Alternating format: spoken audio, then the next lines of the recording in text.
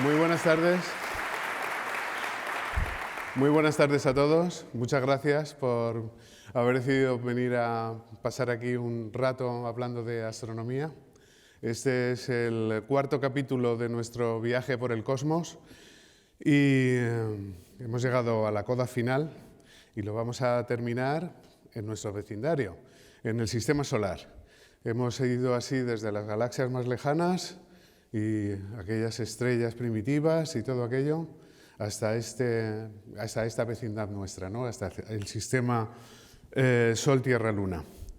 Y todo ello por una circunstancia que se nos da a partir de este año muy particular. Vamos a disfrutar de 3 eclipses solares, 2 de ellos totales, el 12 de agosto del año 26, el primero, el segundo, el 2 de agosto del año 27 y el tercero anular, el 26 de enero de 2028. Y bueno, yo les voy a hablar de esto en particular porque los cálculos de todas estas efemérides, de los tiempos de los eclipses, de cuándo se producen, y de todas las efemérides astronómicas, es decir, de cuándo sale y se pone el Sol, la Luna, los planetas, los satélites de los planetas, etc. Todo eso lo hacemos en el Real Observatorio de aquí de Madrid, aquí al lado en el Retiro.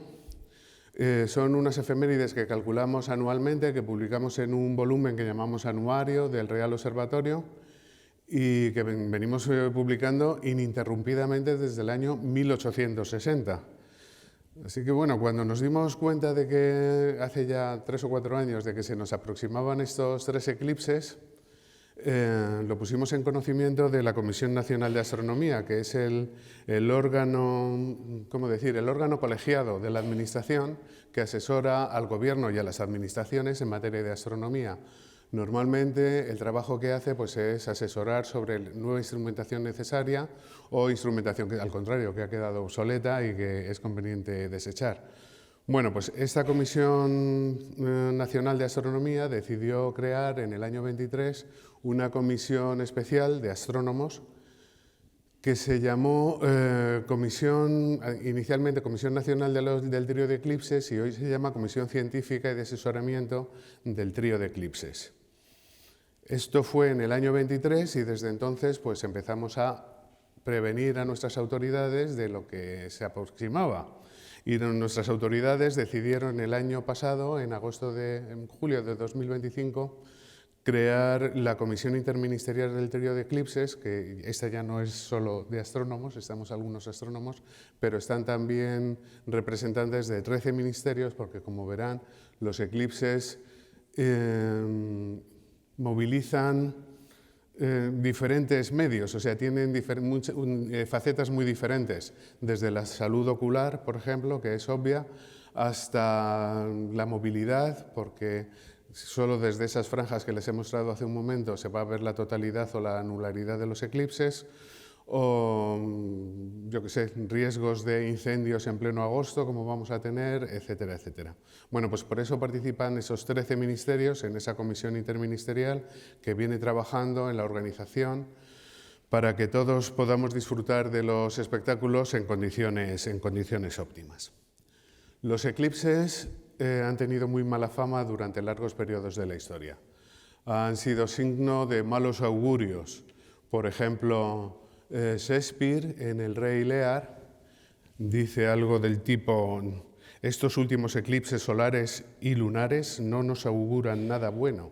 Y efectivamente, así sucede en la tragedia en la que acaban muriendo todos los personajes principales. O sea que parece que Shakespeare llevaba razón, pero bueno, tampoco es eso, ¿no? En algunos casos los eclipses han llegado a cambiar el curso de la historia. Los egipcios consideraban también a los eclipses fuentes de mala fortuna y han tenido también alguna influencia importante. Por ejemplo, este eclipse que les muestro aquí, que sucedió en el siglo XIV a.C., que sucedió en Tebas y que fue presenciado por Amenofis IV, desde Tebas, el faraón lo interpretó como un símbolo o como una señal de que el dios del sol, Atón, se imponía ante el resto de los dioses.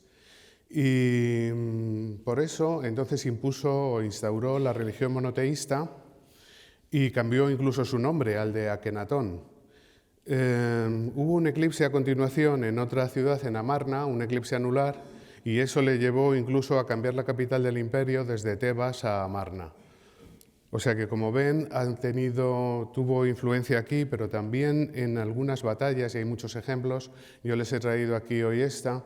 Cuando en la batalla de Simancas, Ramiro II luchaba contra Abderramán III y hubo un eclipse de sol total en plena batalla. Eso sobrecogió de tal manera a las tropas que se paró completamente la actividad, la lucha, durante 2 días. Fue una ventaja que Ramiro II supo utilizar en su favor y, de hecho, el ganar esta batalla tuvo consecuencias importantes durante la Reconquista. A partir de ese momento, el dominio cristiano por encima del Duero quedó establecido y, en cambio, Abderramán III no volvió a batallar, no dirigió más tropas, ¿no?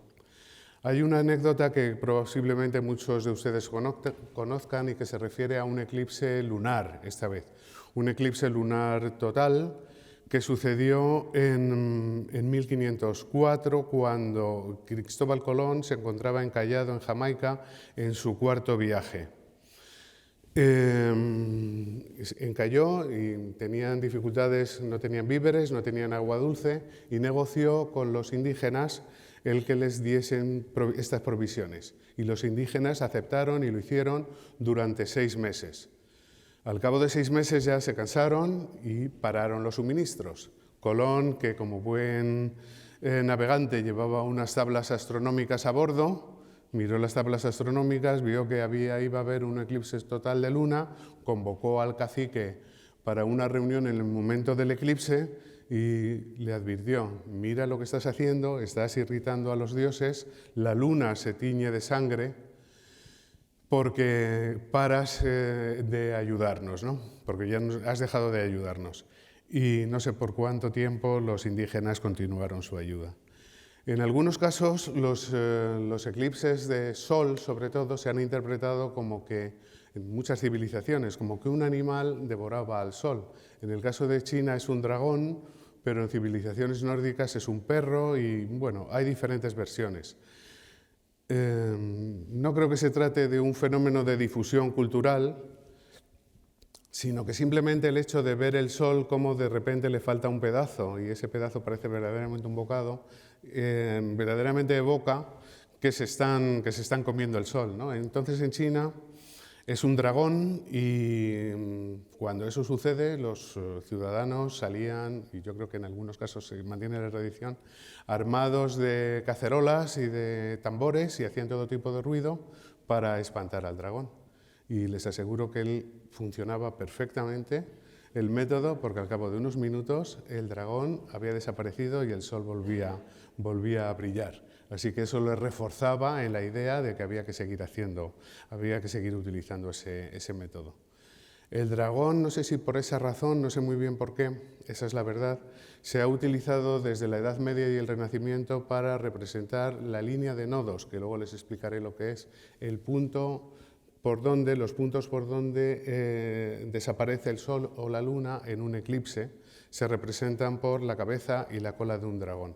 Y ahí les muestro una imagen de ese libro, Astronomicum Caesarium, que el astrónomo alemán Appiano dedicó en 1540 a Carlos V, y que tiene una serie de calculadores de eclipses que están hechos con unos círculos de papel cosidos con un hilo, simplemente. Son calculadores analógicos, y ahí se representa, por ejemplo, en esa imagen hay un eclipse ahí dentro, pero vamos, se llega a representar algún eclipse que tiene que ver con el nacimiento o con la muerte del emperador Carlos V.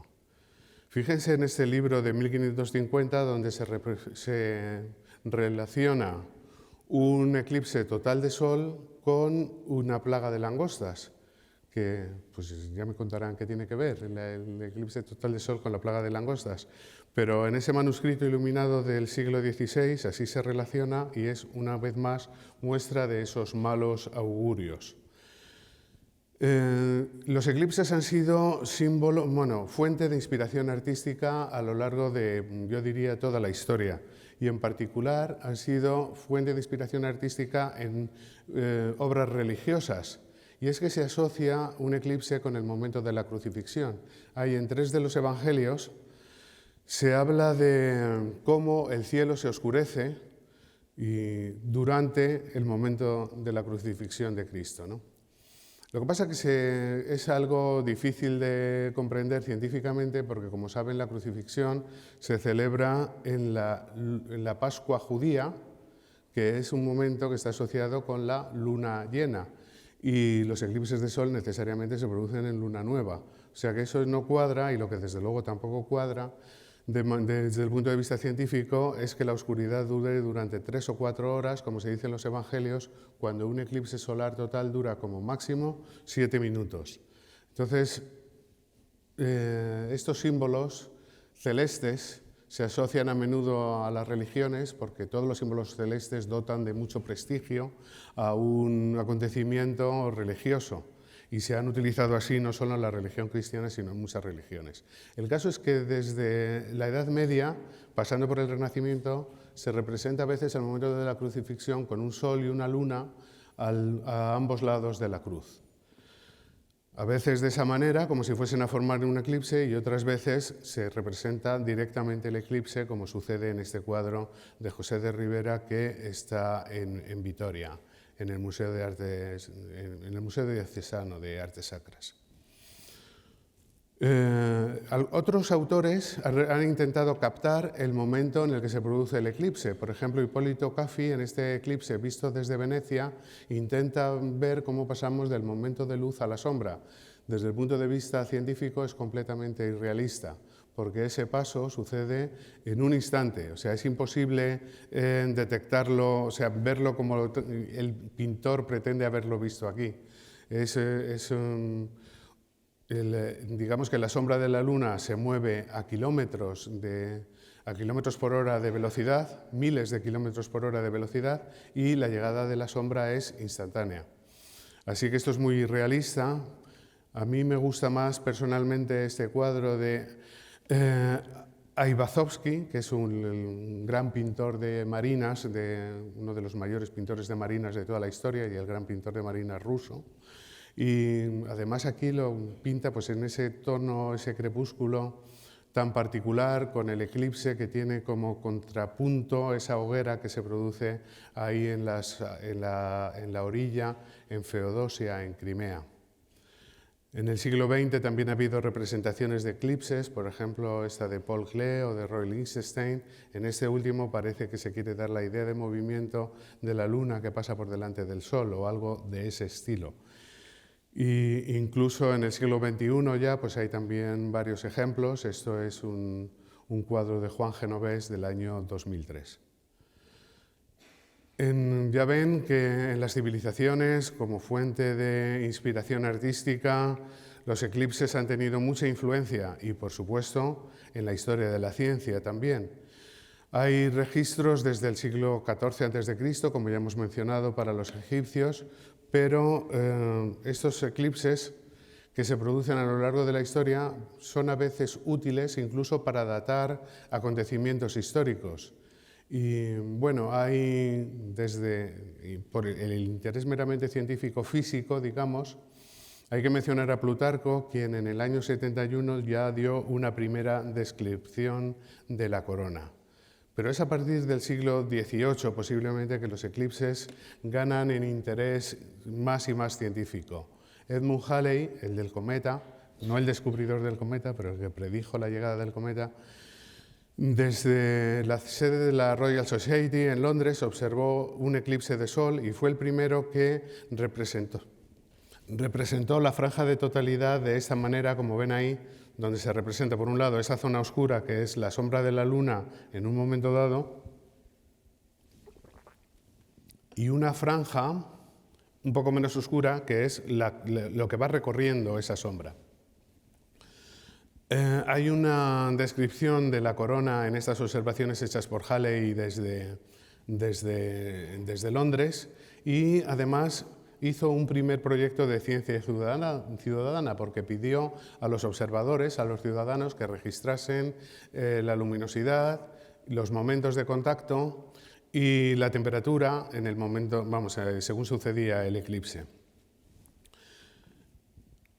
Este eclipse fue muy curioso, tuvo lugar el 24 de junio de 1778, cuando Antonio de Ulloa estaba navegando por Canarias y decidió ir a ver el eclipse, acercarse al Cabo Verde, en la esquina sudoeste de Portugal, con el fin de calcular la longitud, del Cabo de San Vicente, quería decir, en ese extremo suroeste de Portugal.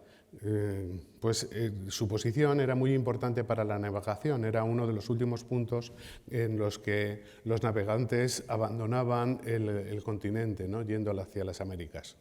Y le pilló el eclipse en el mar y allí lo observó, y es uno de los primeros dibujos detallados que se tiene de la corona solar. Hizo una descripción muy detallada, hizo esos dibujos, ya digo, con esos filamentos, e incluso dio en su informe la presencia de un punto brillante en el borde de la Luna, que todavía hoy no sabemos lo que fue, si fue quizá la caída de un meteorito en el momento del eclipse o qué es lo que realmente sucedió. Pero bueno, fue un eclipse desde luego memorable y realizado además por un navegante ilustrado, ya saben ustedes, el descubridor del platino, que pasó 8 años en América junto con Jorge Juan midiendo el meridiano. En 1814, un fabricante de vidrio, Joseph Fraunhofer, descubrió 600 líneas oscuras estudiando el espectro del Sol. Había inventado un espectrógrafo, estaba examinando la luz del Sol, que ustedes saben que es blanca, pero que se descompone en los colores del arco iris. Pues bien, superpuesto sobre los colores del arco iris, detectó todas esas líneas oscuras que no se sabían de qué es lo que eran, de qué procedían. Un químico y un físico, Bunsen y Kirchhoff, trabajando en equipo, eran amigos, a pesar de ser químico y físico, ya ven que no siempre hay rivalidad entre químicos y físicos, estuvieron examinando también con un espectrógrafo los gases que se producían al calentar algunas sustancias. Los calentaban con un mechero, el mechero de Bunsen, ya saben, y lo iluminaban esos gases por detrás con luz blanca, y entonces vieron la formación también de líneas oscuras parecidas a las que había detectado Fraunhofer.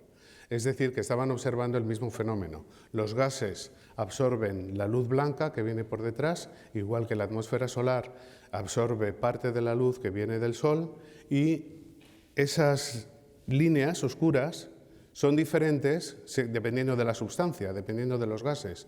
De hecho, cada colección de líneas oscuras es una firma, una huella dactilar, por así decir, del gas que se está calentando.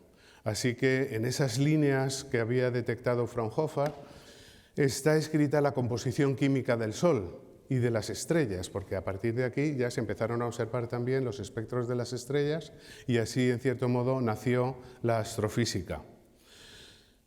Pues bien, tenemos esos espectros que se estaban haciendo del Sol y de las estrellas, y en un eclipse que tuvo lugar el 18 de agosto de 1868, Janssen, desde Guntur en India, detectó, Janssen fue director del Observatorio de París, vio por primera vez, el 18 de julio de 1860. Estábamos hablando del eclipse que tuvo lugar, que se vio desde la península, y en particular desde Ribavellosa, en Álava. Es el eclipse que vio también Ramón y Cajal desde Aragón. Pues bien, un astrónomo inglés, Warren de la Rue, concluyó casi por vez primera que lo que se veía alrededor del Sol, esa corona que había visto Antonio de Ulloa, por ejemplo, pertenecía al Sol y no a la Luna, porque no estaba claro hasta entonces si esa nubosidad que se veía podría ser una hipotética atmósfera lunar iluminada por el Sol que está detrás. Así que concluyó que eso era verdaderamente la corona solar. Y ahora sí, el 18 de agosto de 1868, Janssen desde Guntur, en India, tomó un espectro de la corona solar y detectó una línea nueva, una línea amarilla en el amarillo. Ahora son líneas en emisión en la corona porque es un gas muy caliente, a 587,6 nanómetros. Esa línea era un misterio porque no se conocía por las experiencias de Bunsen y Kirchhoff una línea parecida, una línea espectral parecida en la Tierra.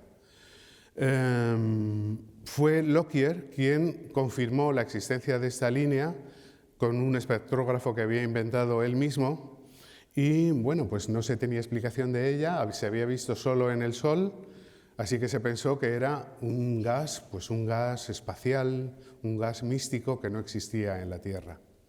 Sin embargo, Ramsay, en 1895, fue capaz de aislar un gas en el laboratorio que tenía exactamente esta firma. Envió una muestra de ese gas a Lockyer y concluyeron que ese gas existía en el Sol, pero se podía también aislar en la Tierra y lo llamaron helio, el primer elemento o el elemento que se descubrió en el Sol antes que en la Tierra. En 1903 ya se descubrieron yacimientos de helio en la Tierra, en particular en Kansas. Este Lockyer fue un investigador sorprendente.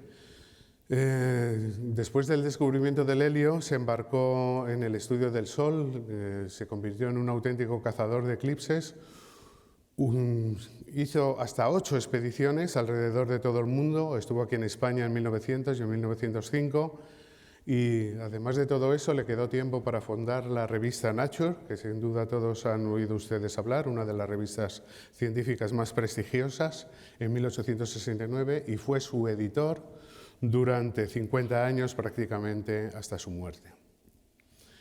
En un eclipse en 1869, el 7 de agosto, Young y Harkness descubrieron una nueva línea parecida a la amarilla que habíamos visto antes, que aquí también se ve junto con la firma del sodio, el doblete del sodio, pues una línea más débil en el verde, y dijeron, pues ya tenemos otro elemento espacial. ¿Cómo lo llamaremos? Pues aquel fue el helio, el coronio. El coronio, pero no fue tal descubrimiento porque se demostró poco después que esa línea correspondía a átomos de hierro a los que se le han arrancado 13 electrones, hierro 14. Hierro 14 en estado gaseoso, en esa corona solar, que por lo tanto debía estar a una temperatura enorme para que el hierro estuviese en fase gaseosa y tan sumamente ionizada. Así que se resolvió un enigma, no era el coronio, era el hierro, pero se abrió otro nuevo, cómo ese gas podía estar a millones de grados si la superficie del Sol está tan solo a unos 6.000 grados, como saben ustedes. Ese es un enigma que todavía hoy no hemos sabido resolver del todo. Los eclipses no son solo cosas de hombres. Maria Mitchell fue una astrónoma excepcional, una profesora que tenía unas 6 alumnas a las que dirigía sus tesis doctorales y con las que viajó por Estados Unidos para ver diferentes eclipses. En particular viajó hasta Colorado, en el lejano oeste, desde Denver, acompañada por sus alumnas, por sus 6 alumnas, pero cargadas con los telescopios, con todos los instrumentos, hicieron esas observaciones desde puntos difíciles y ahí las ven ataviadas con sus trajes victorianos y yo creo que debían causar sensación el verlas trabajando de esa manera, con esos trajes y con esos instrumentos tan pesados. Poco a poco hemos llegado al siglo XX. En noviembre de 1915, Einstein publica la teoría de la relatividad general, una teoría completamente revolucionaria, porque lo que postula es que el espacio no es un receptáculo, no sé si esto funciona, no es un receptáculo simple, sino que está... Perdón, que esto debería ser una animación, a ver si lo consigo. Bueno, un Un planeta, una estrella, una masa, un cuerpo masivo, hace que el espacio alrededor se deforme y que la luz no siga líneas rectas en su trayectoria, sino que siga líneas curvas según se aproxima a ese cuerpo. Era una idea absolutamente revolucionaria y que había que poner a prueba, que había que comprobar. ¿Cómo ponerlo a prueba? Pues se propuso una experiencia relativamente sencilla. Se podía observar una estrella durante la noche, ver su posición, y si durante un eclipse esa misma estrella era también visible, se podía comparar la posición a la que se veía esa estrella, la posición aparente a la que se veía la estrella durante el eclipse. Si la estrella estaba cerca del Sol, la diferencia entre la posición aparente y la posición real de la estrella, había predicho Einstein, debería ser de 1,75 segundos. Así que solo había que elegir unas buenas estrellas, un buen eclipse y hacer la medida.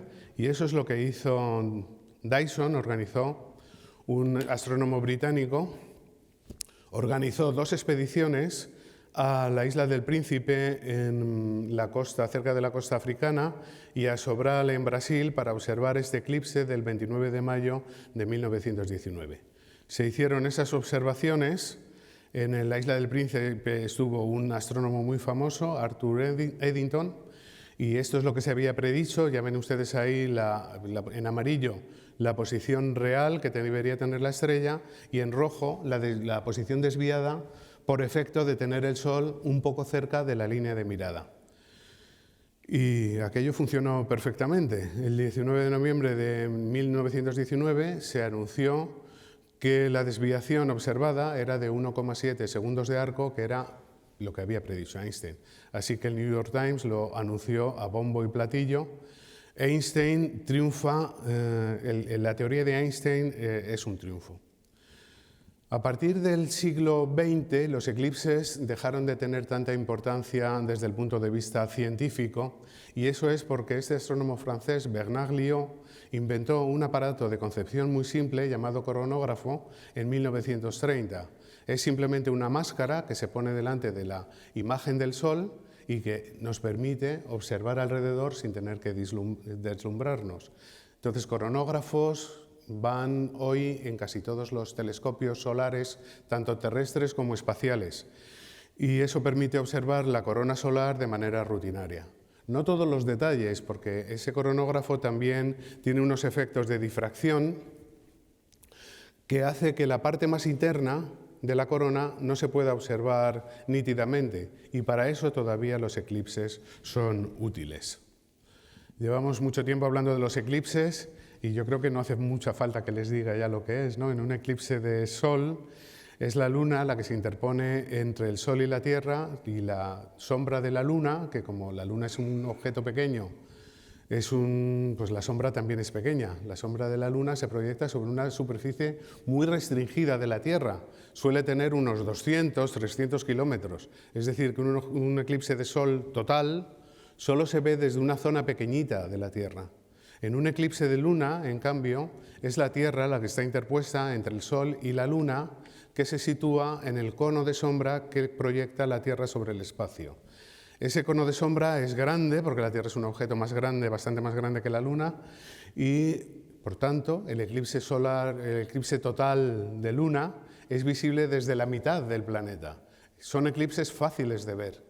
Los de Luna son fáciles de ver, en cambio los de Sol, ya ven ustedes, hace falta estar ahí justo en el punto de la sombra de la Luna, que es una zona muy pequeñita, la que está marcada en oscuro, en lo más oscuro, porque hay alrededor la penumbra, que es la zona desde la que se ve el eclipse parcial, pero el eclipse total es una zona muy restringida.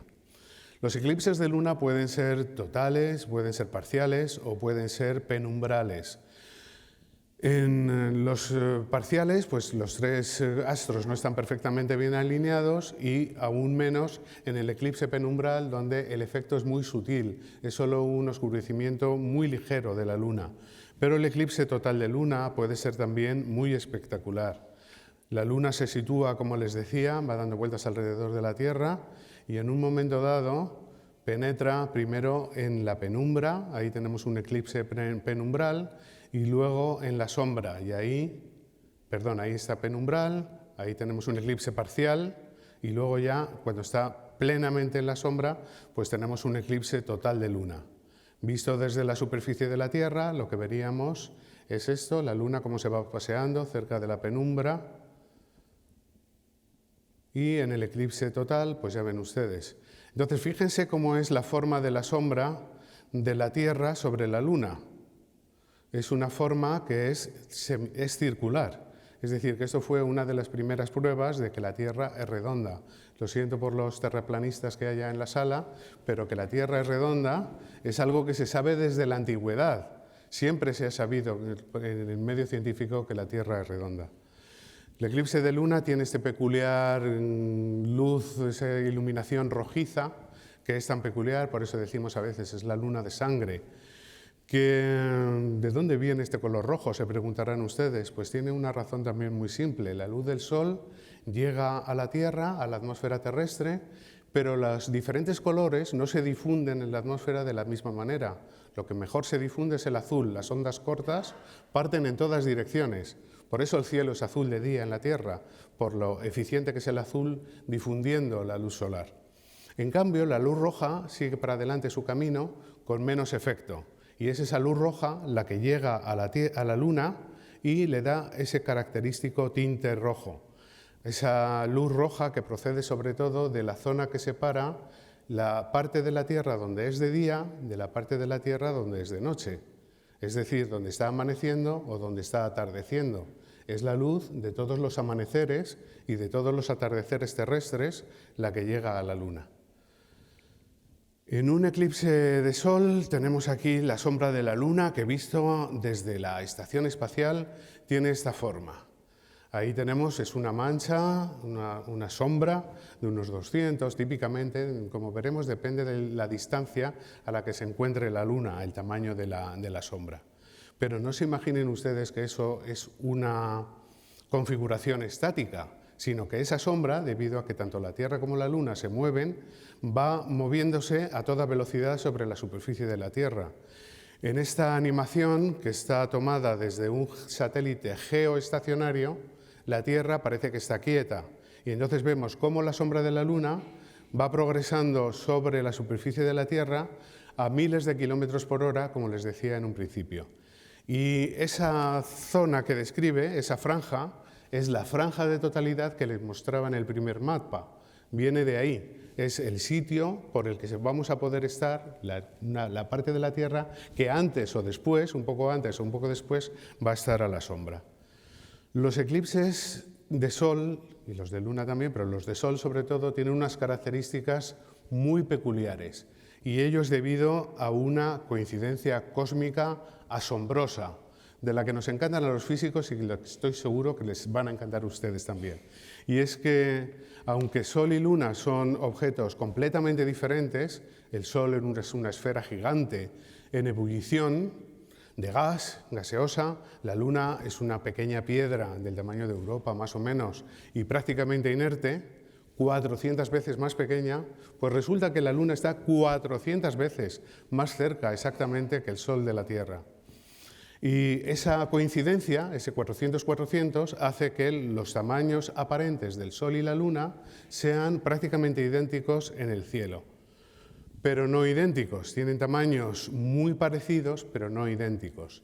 Y eso es debido a que la Luna, alrededor de la Tierra, no describe una órbita circular, sino que describe una órbita elíptica. Unas veces la tenemos más cerca, y decimos que la tenemos en el perigeo, llamamos a esa zona. Cuando tenemos a la Luna así de cerca y además está en fase de luna llena, decimos, es una superluna. Es un término que no nos gusta a los astrónomos. Para nosotros super es como 1000 veces más. Pero bueno, se utiliza ese término, superluna.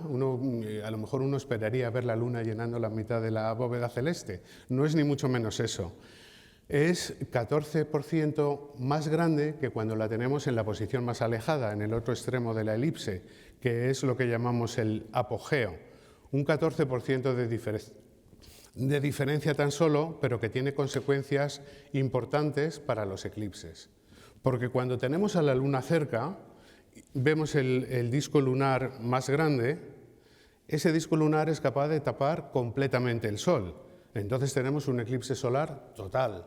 Pero si tenemos a la Luna más lejos, la vemos más pequeña, ya no es capaz de tapar completamente al Sol. Entonces tenemos un eclipse anular. Y si no están bien alineados los tres cuerpos, pues ya saben, un eclipse parcial. Así que aquí tenemos el eclipse total, donde la sombra de la Luna llega bien a la Tierra. Por eso les decía que la sombra puede tener diferentes tamaños, porque si está más lejos va a ser una sombra más pequeña, si está más cerca, una sombra más grande. Y si no llega la sombra a la Tierra, es cuando tenemos el eclipse anular. Y el eclipse parcial, pues ya saben ustedes. Si la Luna da una vuelta alrededor de la Tierra cada mes aproximadamente, cada 29 días, ¿por qué no tenemos dos eclipses todos los meses? Deberíamos tener una situación como la que les muestro ahí. Primero la Luna detrás, tenemos un eclipse de Luna, después de media lunación, 14 días y medio, deberíamos tener un eclipse de Sol. Pues eso no es así también por una razón sencilla, y es que aquí les pido un poquito de esfuerzo de imaginación. La órbita de la Luna alrededor de la Tierra está un poquito inclinada, unos 5 grados, respecto de la órbita de la Tierra alrededor del Sol. Entonces, imagínenselo, por ejemplo, de esta manera. Imaginen que tenemos el Sol en el centro flotando en un estanque, y alrededor tenemos la Tierra dando vueltas sobre la superficie del estanque, y la Luna da vueltas alrededor de la Tierra, pero unas veces sale del estanque, sube por arriba, no hay eclipse, y luego llega a la superficie del estanque, se mete por debajo, tampoco hay eclipse, se mete por debajo del agua. Bueno, pues esto es la posición que ven ustedes ahí a la derecha. No hay eclipses, la Luna pasa por encima o pasa por debajo, no hay alineación. Pero ¿qué sucede 3 meses después, cuando estamos en la imagen superior?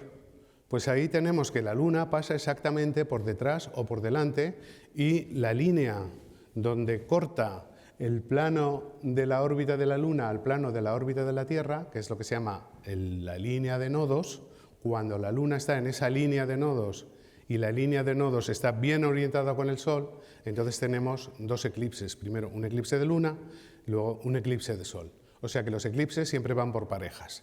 Y además no hay años sin eclipses, siempre hay eclipses. 3 meses después, la Tierra ha llegado a la posición a la izquierda de la imagen, donde otra vez la Luna pasa por encima o por debajo y no hay eclipses.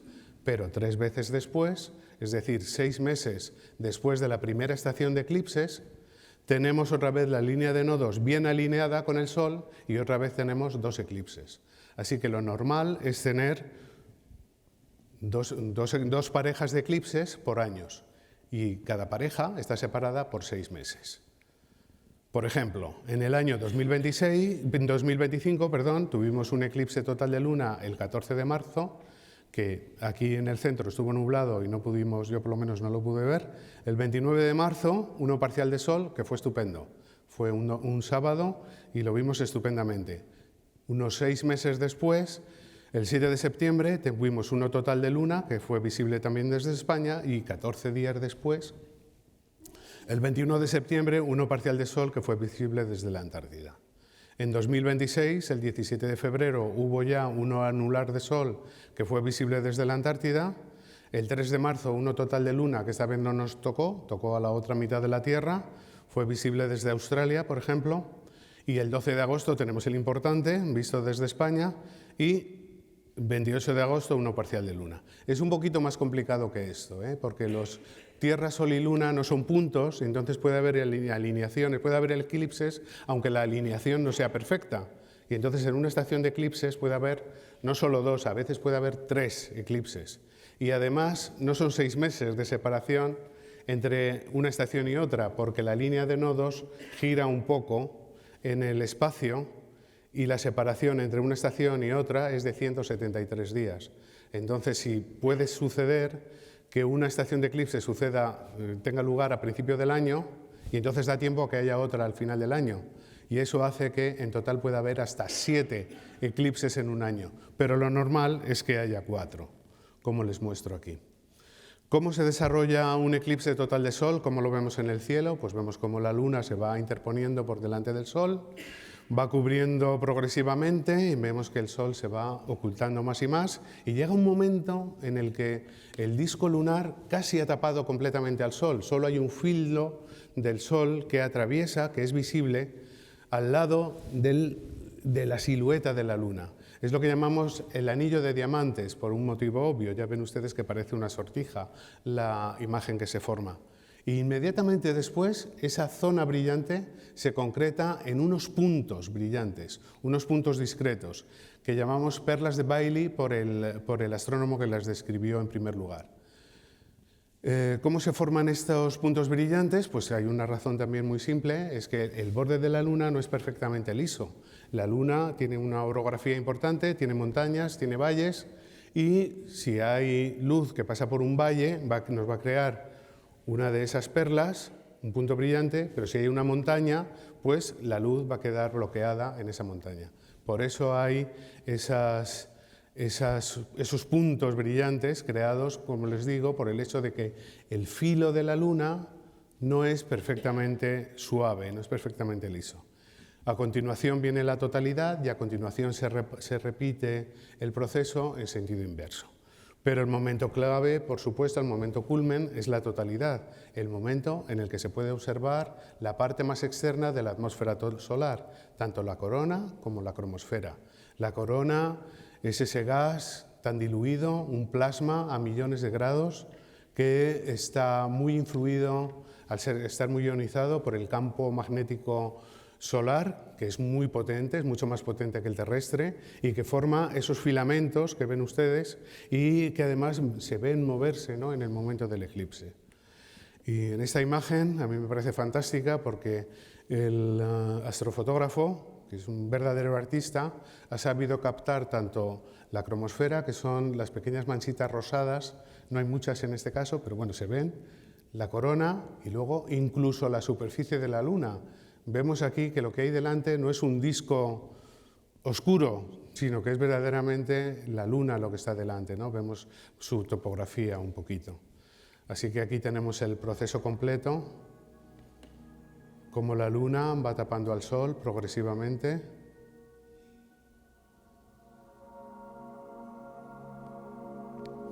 Ahí tenemos el anillo de diamantes, perlas de Bailey, a continuación, totalidad y el proceso contrario.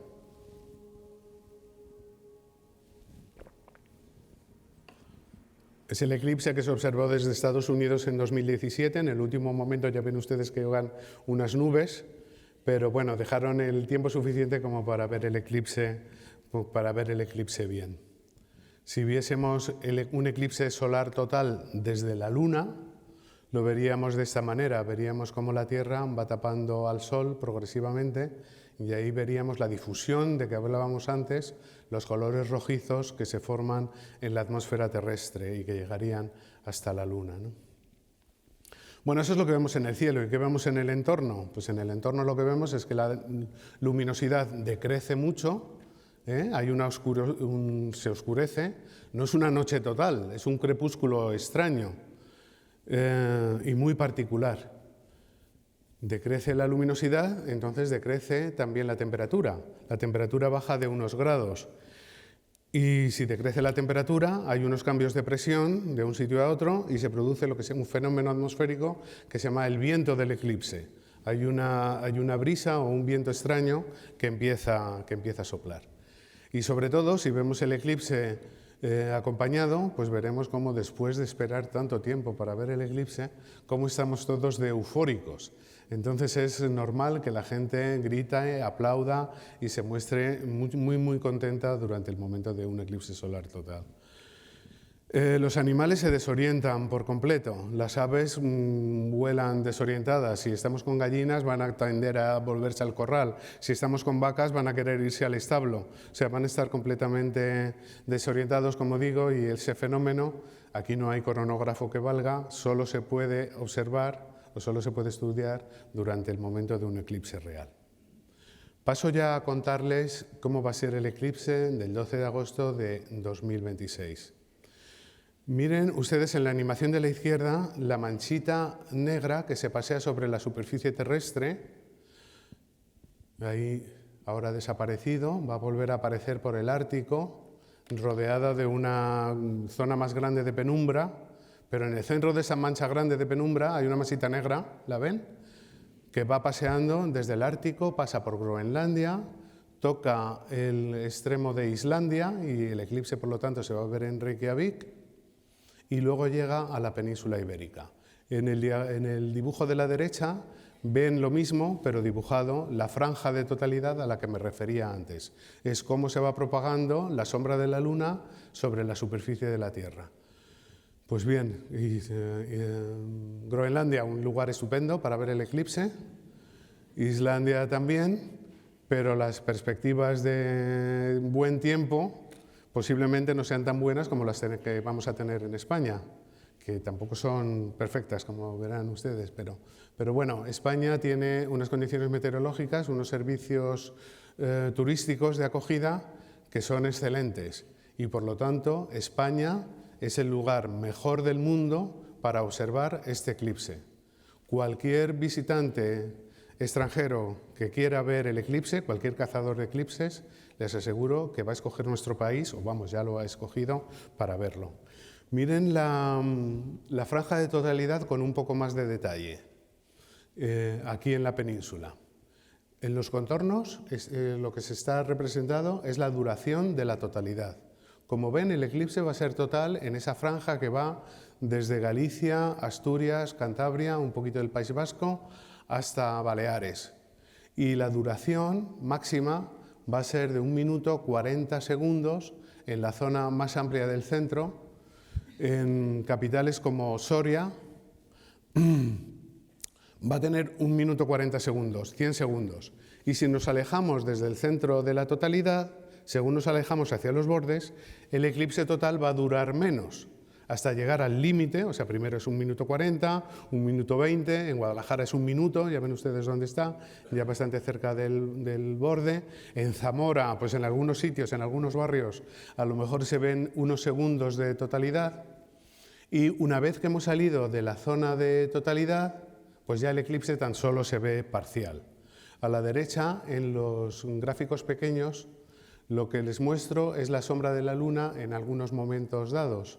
Entonces, el eclipse sucede al final, en España, lo vemos al final, por lo tanto, con la Luna ya muy baja sobre el horizonte, con el Sol y la Luna, las dos cosas. Y al estar muy baja sobre el horizonte de la Luna, la sombra es muy alargada. Por eso la forma de la sombra lunar es tan alargada en esos gráficos.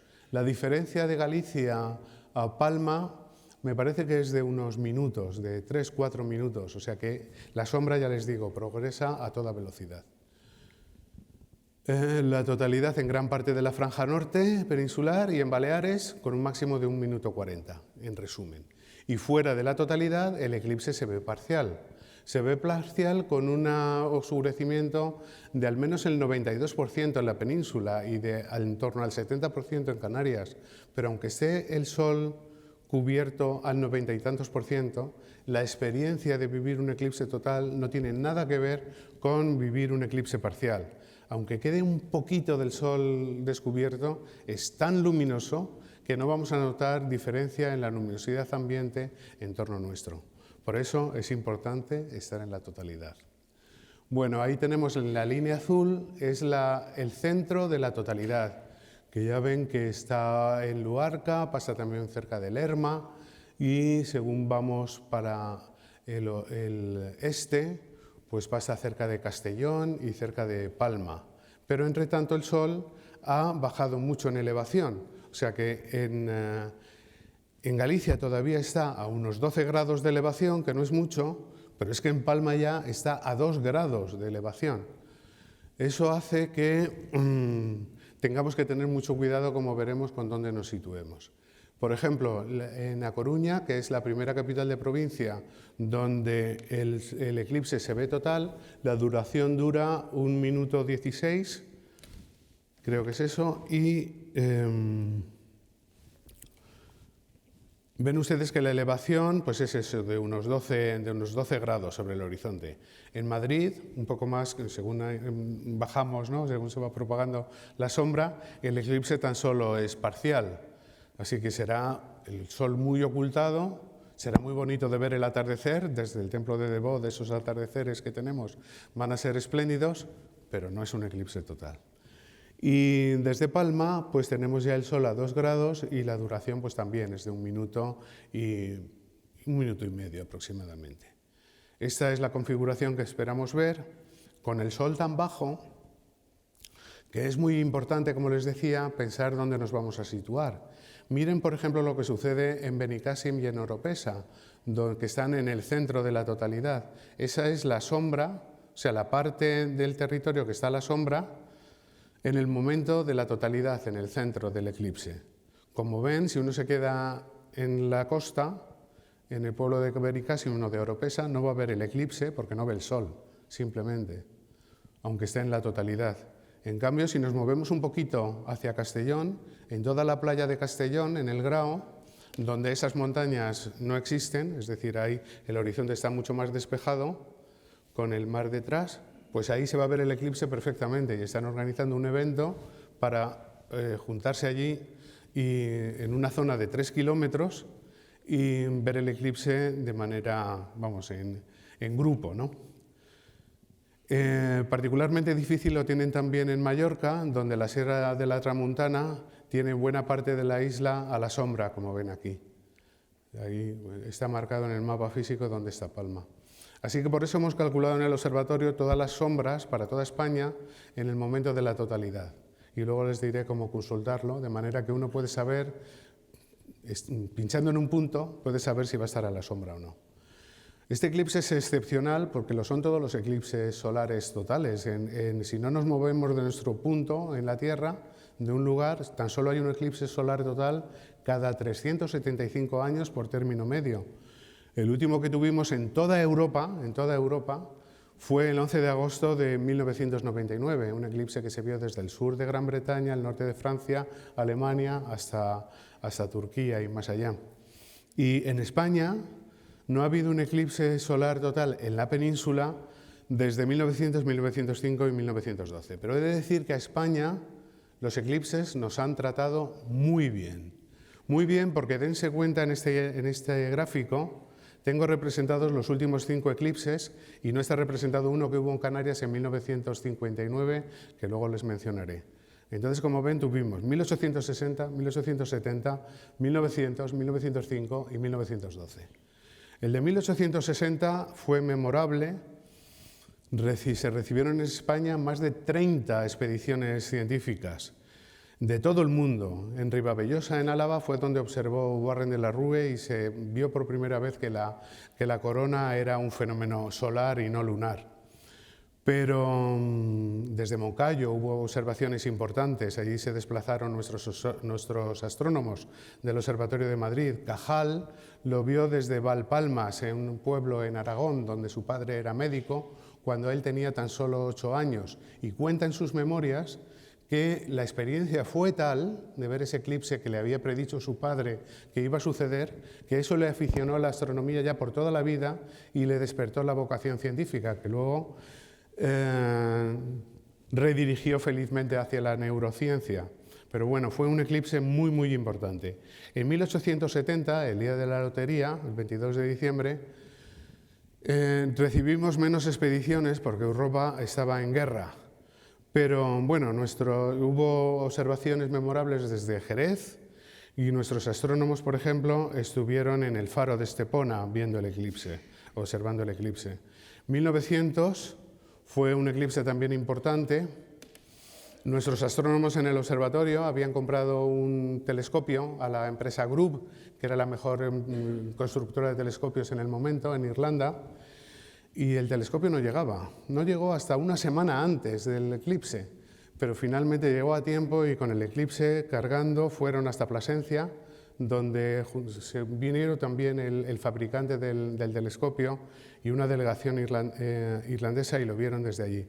Ahí en el centro tienen al director de la época, Francisco Íñiguez, mi antecesor en el cargo, los astrónomos irlandeses y los españoles en esa expedición del 28 de mayo. El de 1905, sorprendentemente, fue muy parecido al que vamos a tener en 2026, pero con el Sol más alto. Así lo observaron los madrileños, de esta manera, donde el eclipse era parcial también. No les aconsejo que lo observen de esa forma. Vamos, si se quieren poner esos sombreros, pero mucho más cuidado con los ojos, ¿no? Fue un eclipse muy festivo. Fíjense cómo se organizaron en Burgos, que hicieron unas corridas de toros para los eclipses. Nosotros este año hemos organizado un concierto sinfónico que tiene lugar mañana en el auditorio y que se llama Armonía Eclíptica. Bueno, pues fíjense en la imagen en los cerros, cómo están los ciudadanos viendo el eclipse. Se lanzaron 4 globos que llevaban nombres de planetas para ver cómo variaba la luminosidad y la temperatura con la altitud. Y nos dejaron unas imágenes fantásticas. Alfonso XIII se desplazó allí para verlo y bueno, nuestros astrónomos aquí en el Retiro pues hicieron un esfuerzo muy grande en la divulgación también. Aquí está Jules Janssen, el director del Observatorio de París, que vino para verlo desde España y bueno, se hicieron publicaciones y muchas cosas. El 17 de abril de 1912 tuvo lugar un eclipse rarísimo, porque el disco solar y el disco lunar estaban prácticamente, exactamente al mismo tamaño. Y por lo tanto es una cosa intermedia entre total y parcial. Los astrónomos del observatorio que fueron a Cacabelos a observarlo, a León, lo calificaron como de anular perlado, porque solo se vieron en el momento de la totalidad anularidad como esa serie de perlas, ¿no? Las perlas de Bailey. Un eclipse que quienes lo vieron no estuvieron seguros de si habían visto unos segundos de totalidad o no.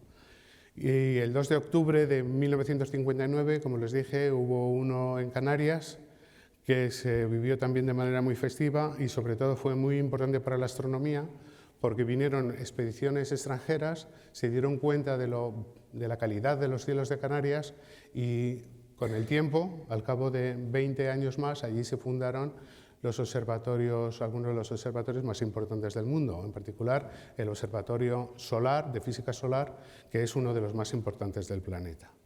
Bueno, pues aquí tenemos otra vez volvamos al 26, con esa franja de totalidad. Es un eclipse único para España, sobre todo, porque es el mejor lugar del mundo para verlo, como les dije, y porque supone también, al no ser visible el eclipse desde Madrid ni desde Barcelona, solo desde una zona, desde la España rural, una oportunidad muy buena para el astroturismo en esta España nuestra mal llamada vaciada. Único también porque al ser muy bajo en el horizonte va a dar unas oportunidades magníficas para la astrofotografía, combinando el eclipse con elementos del paisaje, por ejemplo, con un monumento importante, una catedral o no sé, una silueta de una arboleda interesante, etc. Y yo pensé que la nubosidad esperable era menor, pero la AEMET ha publicado este fin de semana pasado este mapa en el que muestra la luminosidad esperada, la luminosidad media en los últimos 10 años, el 12 de agosto hacia las 20 horas de la tarde. Y como ven, la franja de totalidad está en la horquilla del 50 al 65%. Y dicen ellos que las nubes de evolución diurna pueden ser verdaderamente importantes para la observación del eclipse. Así que, bueno, habrá que tener cuidado y estar muy atentos a las predicciones meteorológicas los días antes. Es un eclipse único también porque este día en que el Sol y la Luna duermen juntos, se acuestan juntos, la noche se queda completamente despejada, sin luna, y resulta que es el máximo de las Perseidas. Es decir, que vamos a tener la oportunidad de quedarnos en el sitio y disfrutar de la observación de los meteoros, si el cielo está despejado. Así que sí, es una oportunidad única para la divulgación científica, como hemos visto, para proyectos de ciencia ciudadana que ya se han montado, para el turismo en zonas rurales y para la promoción de nuestros cielos, de esos cielos oscuros que tenemos en la España rural y que son de los últimos cielos oscuros bien conservados, algunos protegidos por ley, en España. Una oportunidad única, pero también un reto de grandes dimensiones, porque ya me refería antes a los problemas de movilidad que puede haber cuando todos queramos estar en la zona de totalidad y nos desplacemos, y si además está nublado donde estamos, vamos a querer desplazarnos a otro sitio donde hay más posibilidades de que esté despejados. Un reto el definir puntos de observación seguros. Les he hablado de ese que se ha organizado en Castellón, pero hay muchos otros. Estamos en plena época de incendios, el 12 de agosto, o sea que es un problema también el prevenir los incendios, la seguridad en general, el control de fronteras, tanto en Portugal como en Francia se espera una gran afluencia de visitantes. Y, por supuesto, también un reto para la prevención de la seguridad ocular, porque, como bien saben ustedes, nunca hay que observar el sol directamente ni con filtros que no sean los homologados. Hay que hacerse con unas de estas gafas de eclipse, que valen unos euros, que están homologadas con la norma ISO 12312-2 del año 2015, que llevan el marcado CE, que ven ustedes ahí en el cartoncito, para utilización en Europa, y que bueno, son unos filtros muy especiales, dejan pasar una parte de la radiación en 30.000, es decir, que con esas gafas solo se ve el sol. Por supuesto, hay que quitarse las gafas sin mirar al sol cuando se acerca la totalidad y mirar durante la totalidad sin gafas, porque que tengamos las gafas puestas no vamos a ver nada, pero mucho cuidado al quitárselas y al volvérselas a poner, de no mirar al sol. Mucho cuidado con los niños, con los teléfonos móviles que quieren hacer una foto al eclipse, o, por supuesto, nada de instrumentos ópticos. Todos hemos visto que no tengan sus filtros. Todos hemos visto arder un papel cuando ponemos una lupa interpuesta delante del sol. O sea que nada de instrumentos ópticos si no son especiales para el sol. El eclipse total del 2 de agosto de 2027 es mucho menos particular para España, pero es también muy interesante. Ya ven ahí la zona de totalidad, pasa por parte del Atlántico, pasa por el sur de Andalucía, pero ya pasa también por el norte de África, va hacia Egipto, se ve desde Luxor. Posiblemente Egipto es el mejor lugar del mundo para ver este eclipse. El 2 de agosto de 2027. Este es el mapa equivalente al que les mostré antes para este eclipse, donde ven que son sitios excelentes para observarlo. Las ciudades autónomas de Ceuta y Melilla, donde allí el eclipse dura más de 4 minutos. Y también es posible ver el eclipse desde Cádiz y desde Málaga, capitales de provincia. El sol está muy alto, es a las 11 menos cuarto del día, así que no hay problemas de sombras, uno lo puede ver desde la ciudad, el sol estará perfectamente alto y el único problema va a ser en esa pequeña zona de nuestro territorio de la que es visible, pues hacerse con un hueco allí, ¿no? Va a haber problemas de movilidad, yo creo que muy importantes. Esto es lo que les contaba, 4 minutos y medio desde Ceuta y Melilla, las zonas de parcialidad del orden del 72%, pero nada que ver con un eclipse total. Este es las efemérides para Cádiz, el 2 de agosto, ya ven ustedes ahí, el máximo del eclipse es a las 11 menos cuarto, 10:46, y en Madrid pues tendremos un eclipse parcial, bonito de ver, pero sin más. El 26 de enero del 28, del año 28, el eclipse anular empieza en el Pacífico, atraviesa el norte de Sudamérica, pasa por todo el Atlántico antes de llegar a la península ibérica. Y aquí atraviesa la península ibérica desde el sudoeste hasta Cataluña. Es un eclipse anular, no es un espectáculo tan espectacular, pero bueno, la anularidad va a durar hasta 7 minutos en la zona central, en la zona de Albacete, por ejemplo, o en Córdoba. Y un eclipse muy largo, las zonas de parcialidad un 70%, podremos ver el sol de esta manera, el anillo de fuego, y como el eclipse va a tener lugar también al atardecer, porque es hacia las 6 de la tarde, pero en enero, pues veremos ese anillo de fuego con la ilusión óptica que se crea cuando el sol se pone, el sol y la luna en este caso, pues veremos ese anillo como si fuese descomunal cerca del horizonte poniéndose. Así que un espectáculo también estupendo. Estas son las efemérides en Albacete, con el anillo, como les digo, durando 7 minutos. Y cuando están los números en rojo es que el sol ya se ha acostado. O sea que se va a acostar ya, como ven, el sol bastante eclipsado, ¿no? Lo vamos a ver ponerse. Y en Madrid, pues un eclipse parcial, un atardecer también precioso, sin duda, pero no es un eclipse total. En resumidas cuentas, para observar estos eclipses hay que intentar estar en la zona de totalidad o anularidad. Hay que tener en cuenta la meteorología.